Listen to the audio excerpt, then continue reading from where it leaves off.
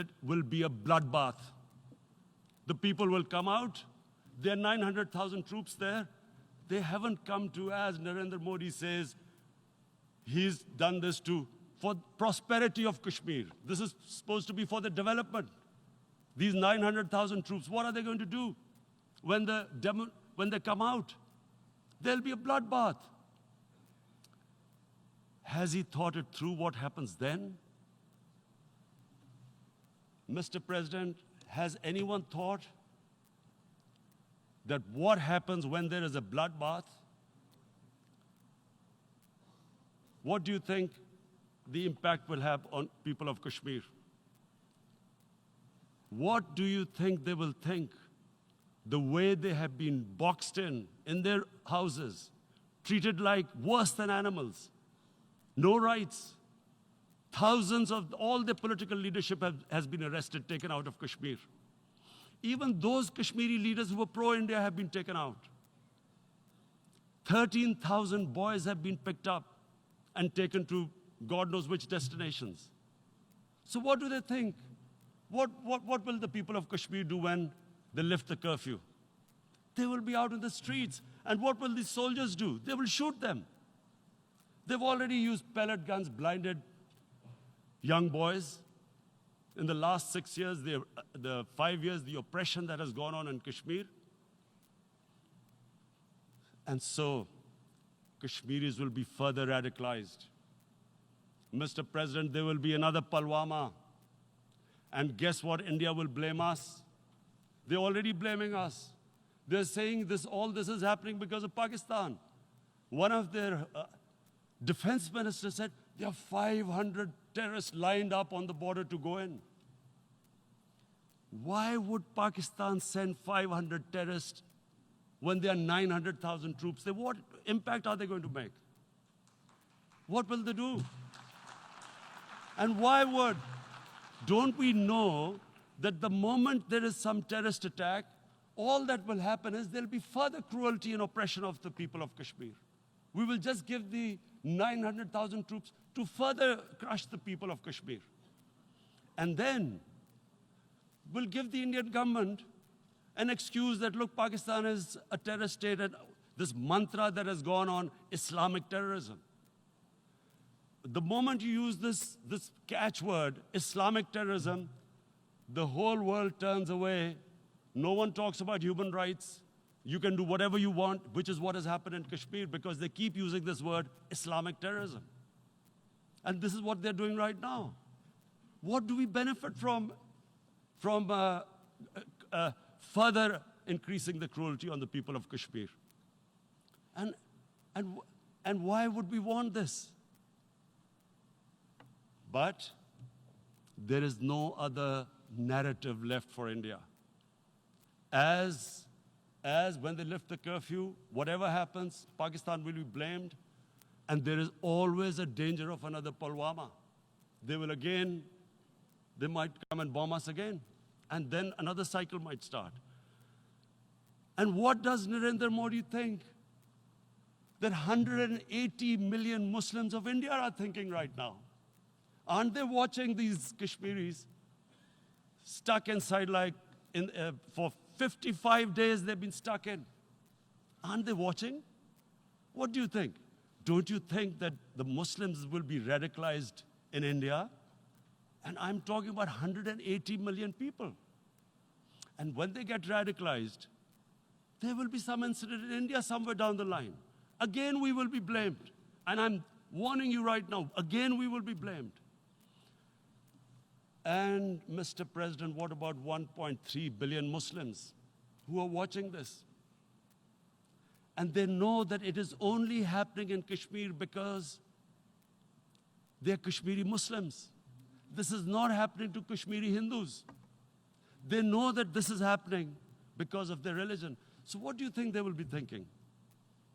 What do you think the Jewish community would think if they were, forget 8,000 Jews stuck like this? What do you think Europeans would think? What do we think? I mean, any human community, if their members are stuck like that, what do you think they will think? Are we a children of a lesser God? Is it not going to cause us pain? And then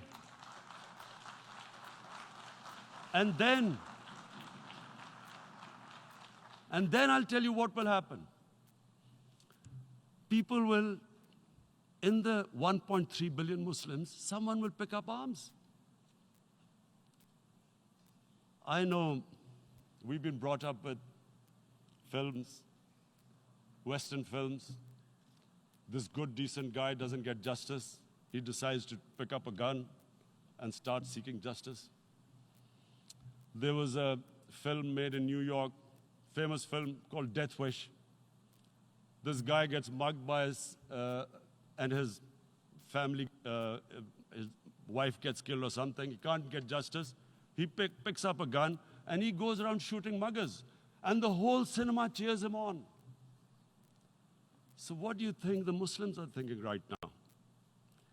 If there is a bloodbath, there will be Muslims becoming radicals, not because of Islam, but because of what they will see, that there's no justice when it comes to Muslims.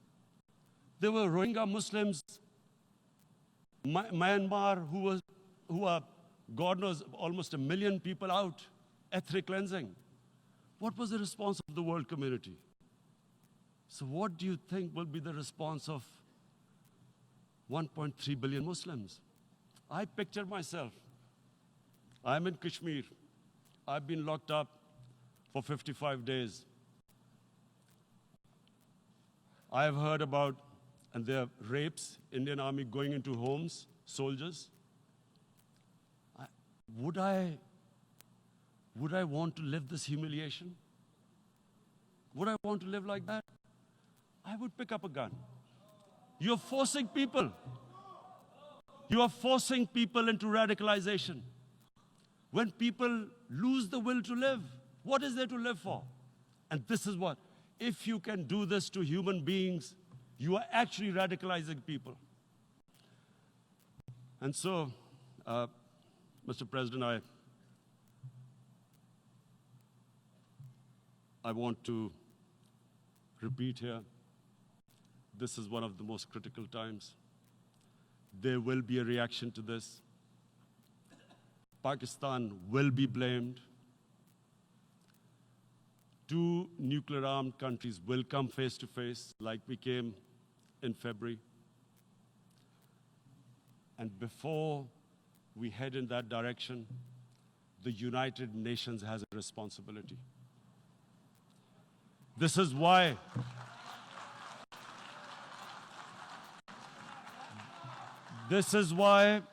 the United Nations came into being in 1945. You were supposed to stop this happening. I feel we are back to 1939. Munich, Czechoslovakia has been taken, annexed. What is the world community going to do? Is it going to appease a market of 1.2 billion, or is it going to stand up for justice and humanity?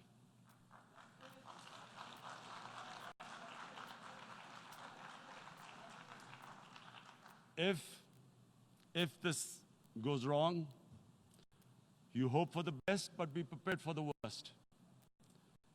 If a conventional war starts between the 2 countries, Mr. President, if a conventional war starts, and anything could happen, but supposing a country 7 times smaller than its neighbor is faced with a choice, either you surrender or you fight for your freedom till death, what will we do? I ask myself this question. And my belief is, La ilaha illallah, there is no God but one. And we will fight. And when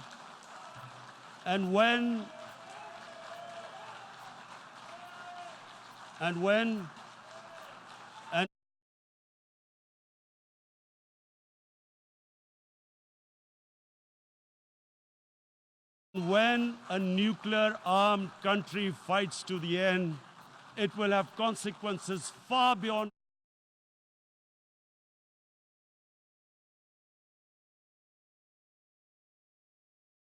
the borders.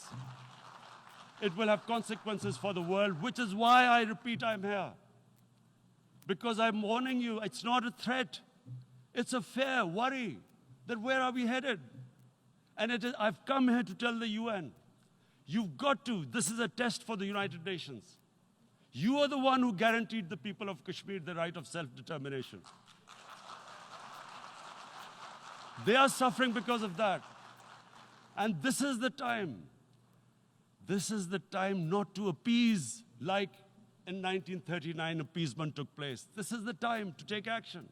And number one action must be that India must lift this inhuman curfew, which has lasted for 55 days.